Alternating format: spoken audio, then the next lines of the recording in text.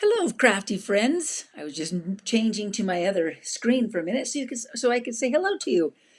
And we are full steam ahead to Easter. So today I wanted to make something that means something. And I thought, what better to do than a Christ-centered Easter card? So join me, come along. We're going to make something that's just beautiful today, and I think you're going to love it. I would love to hear who is joining from where you are joining. So please let me know and say hello, because it's always more fun with a friend, to stamp with a friend. Now, these are the things that we're going to be using today. And if you're watching this on replay, please leave a comment. That always helps so much to have a little bit of comments with a video, because then people say, oh, look, how cool is that? So if you like this, let me know. We are going to use, if you've been following along here at creativejuicebylani.com, this last week, the last week of February, I've been sharing a celebration combination each day, except for yesterday, because I don't usually do things on Sunday for my business. And I've been combining these two stamp sets, the Reason to Celebrate stamp set and the Seasonal Celebrations. You can see by the words and the images that they definitely work together. You can see birthdays and Easter. If you wanted to do an Easter bunny, I did an Easter bunny card already, but today I wanted to do a Christ-centered one. So we're going to use these two stamp sets, as well as our Everyday Arches dies, and these are essential for any crafting studio, any stamping studio. And then you can use any kind of a embossing folder that kind of looks like stone. This one says Birch Wood, but I think it works really well for the stone that we're going to use today. So let's get started, shall we? Let's see what we can do. I hope, I'm just checking to make sure that that I'm connected. I think so. And it did just tell me that I was going live. So I'm just making sure, because sometimes you never know what's going on with technology. For this card, we're going to use our largest and our smallest dies from the Everyday Arches. I'm going to set those aside. I'll probably then end up losing my dies somewhere on the table, but that's how life goes. We'll start by doing some cutting. Let's do some die cutting with our Cut Emboss Machine. I have a piece of basic beige cardstock from Stampin' Up. We're going to cut, there we go. There's my small one. I'm going to cut sideways into this piece of cardstock. It is 4 inches by 5 1/4, and I'm going to cut maybe about 2/3 of the way across on this side. And while I'm doing it, you can always cut two things at a time. You might as well do that. I'm going to cut out of Pool Party this smallest little piece too. I'll just pull that right off so it doesn't interfere. What we're creating here is the garden tomb, empty garden tomb, and the stone that is rolled away. So there we go. All right. Pro tip: if you're right-handed, turn your cut and emboss around so that you use your left hand once in a while. That gives you a little more muscles on one side. Okay, that's our first cuts. We've done our arches. Let's move on. Now we're going to do a little embossing. So I'll set aside my my clear plates, because we're using our embossing folder. This is a 3D embossing folder. So to use a 3D embossing folder, you just need this base plate number 1 right here, and it's always showing you here on your base plate which pieces you need. I'm going to put my pieces in like this. I want this one kind of diagonally. Let's see if you can see that. It doesn't. I hope you can see that. And then this one straight. Yes, you can. I know you can see that. Make sure it's on top of your base plate, and then you need the gray plate to do the embossing. Okay? So You cut first, emboss second. If you were to do it the other direction, you would, when you go to cut your pieces, you would smash the embossing, and we don't want that to happen. All right, we've got our pieces cut and embossed. I'll set that aside for a moment. Oh, sorry, and I'm going to hit you and make everything wobble. So here's some of our pieces right here. I love it.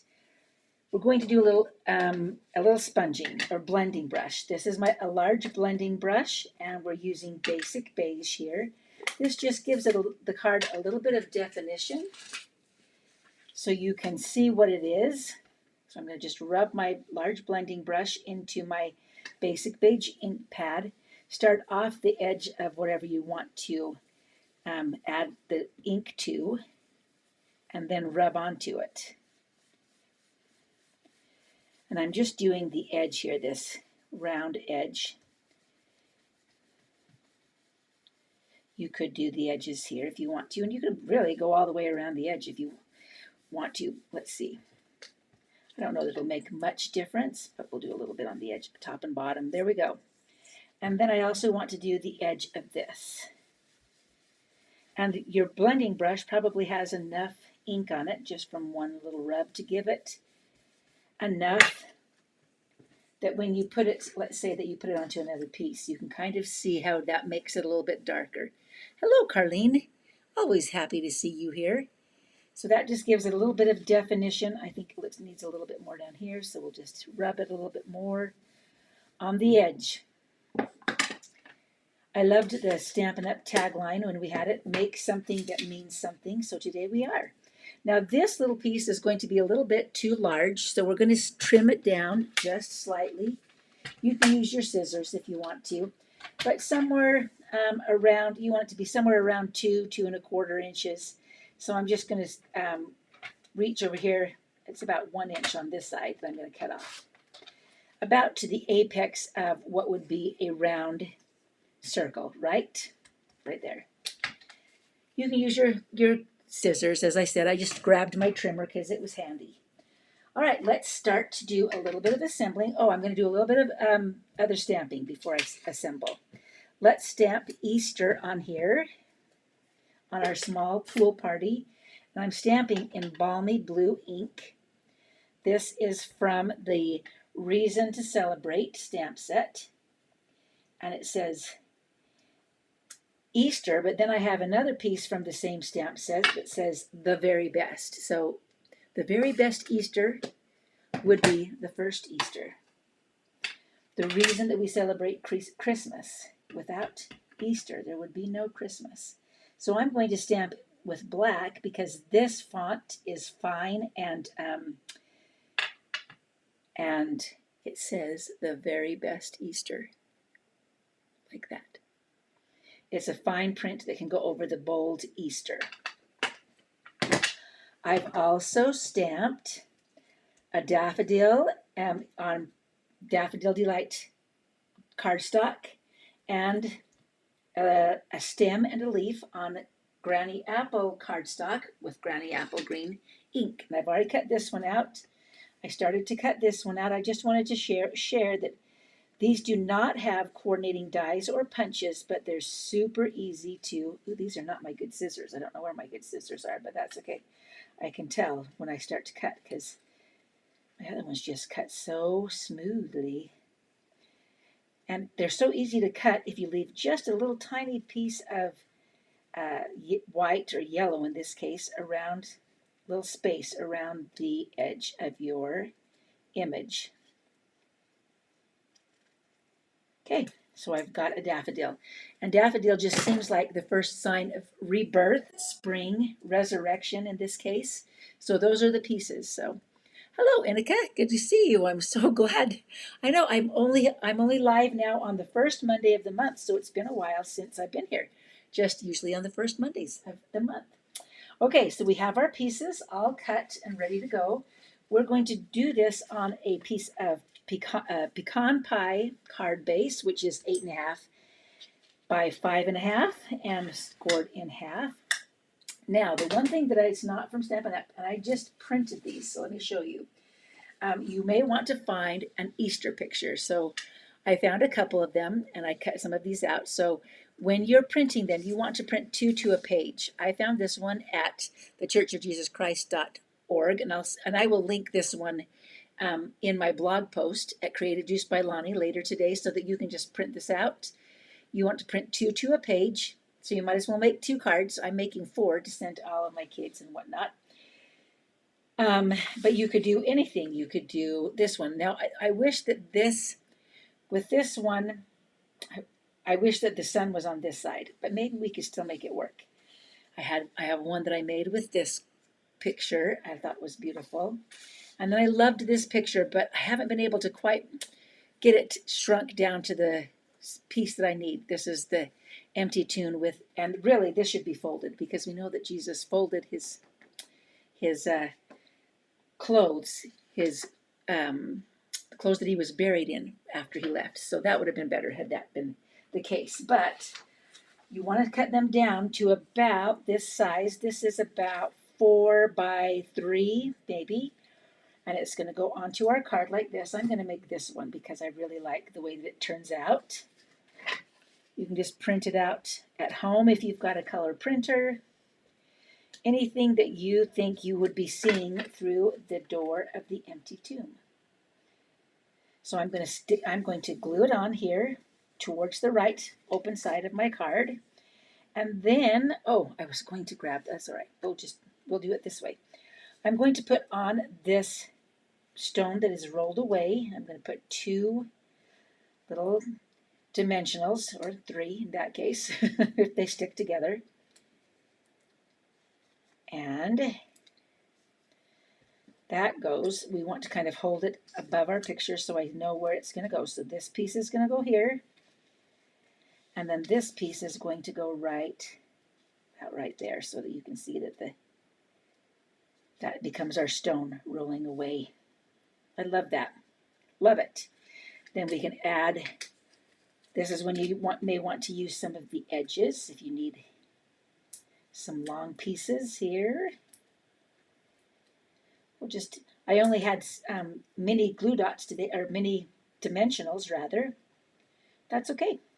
Just use what you got.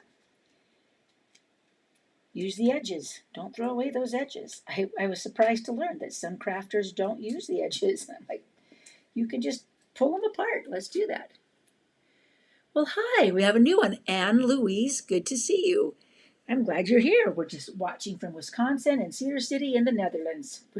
We've pretty much got, half the globe accounted for right there. Okay, so there we go. You've got Jesus coming. This was actually a picture of him talking to Mary. So you don't get to see Mary, but at least you get to see him. You could use any picture that would fit over here on this side. All right, really, this is such a simple but beautiful card. I'm now going to add our last pieces, which is I'm going to use liquid glue for this to add our daffodil right here. There's a little tiny piece at the bottom that you may want to cut off, or you can leave on if you want. I'm just going to cut it off even with the bottom piece. Our daffodil top.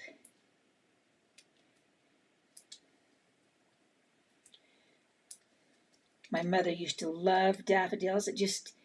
She had a whole planter out by our front porch. And that just makes me feel like spring has sprung. So there we go. I'm going to put one little dimensional here and then glue on the rest of this little piece that says the very best Easter. Just grateful to be able to celebrate this special occasion with, and apparently it's not quite far enough. Let me move it. Celebrate Easter because I'm so grateful for Jesus Christ and the opportunity that he gives me to repent each day and become more like him. Isn't that beautiful? Let me show you my other one with this little gal here by the empty cross too. Isn't that just fun? I thought that was I I'd actually seen a card that was made with this with something else that was peeking out, and I thought, well, hello, that's just perfect for Easter. And I think it's going to be wonderful. Now, you probably would want to put another piece of, in fact, let's just do it right now. Here it is, a piece of paper on the inside to be able to write on, and you could embellish the center, but really the great news is that the tomb is empty. So we're going to leave the inside empty for a moment until we can put maybe a little scripture or thought on the inside. So you could do any of those. Like I said, this one right here, this one, the problem with this is that the sun is on this side. If it had been on this side, it would have been perfect because then you would have seen the sun rays. But it was a little bit difficult to get to be able to see the cross here, the empty cross. But this one worked out really nice with this little gal looking, and she's actually smiling and looking away to see that. Isn't that just fun? Oh, I'm glad you guys liked it too. I thought that was just perfect for Easter. So there you go. There's my final celebration combination using these two stamp sets. If you'd like to see the rest of them, just go to Creative Juice by Lonnie and scroll down through the last 6 days, the last 6 posts rather, and you'll see one for St. Patrick's Day, Easter Bunny, birthday, graduation. I think we have a congratulations. I did not do, I did share on my VIP. If you order from me, you can join my VIP group. And I did share a New Year and a Valentine's Day card with them. And so you've got lots of fun things that you can use with those two combinations, two stamp sets. And then we'll be back again in April. I know that will be like right after Easter. I think it's the day after Easter that we'll be back with more creativity. I do share all sorts of things also on my Facebook group as well as my YouTube channel. So and my Facebook page, Creative Juice by Lonnie. So keep an eye out there as well. Thank you so much. You can order all of these things, as I said, from my website.